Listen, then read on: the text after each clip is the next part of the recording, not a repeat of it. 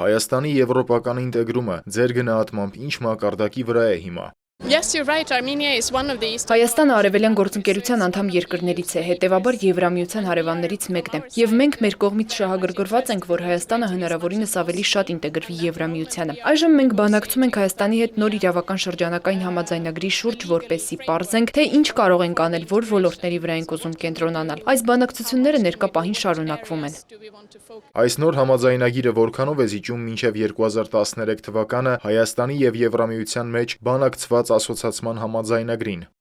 It is similar to the Դա նման է ասոցացման համաձայնագրին, որովհետև ասոցացման համաձայնագրի զգալի մասը, որն արդեն բանակցված է եւ պատրաստ ստորագրման, կարող է ներառվել նոր համաձայնագրի մեջ, բայց կան որոշ բնագավառներ, որոնց շուրջ պիտի նորից բանակցենք։ Օրինակ, առևտրային հարցերի շուրջ, որովհետև Հայաստանը միացել է Եվրասիական տնտեսական միությանը եւ իրավիճակը մի փոքր տարբերվում է նախորդ բանակցություններից։ Բայց խորը եւ համապարփակ ազատ առևտրի համաձայնագիրը չի լինելու նոր փաստաթղթում, ուրեմն տնտեսական ինչպիսի համագործակցություն է ենթադրելու այս նոր համաձայնագիրը։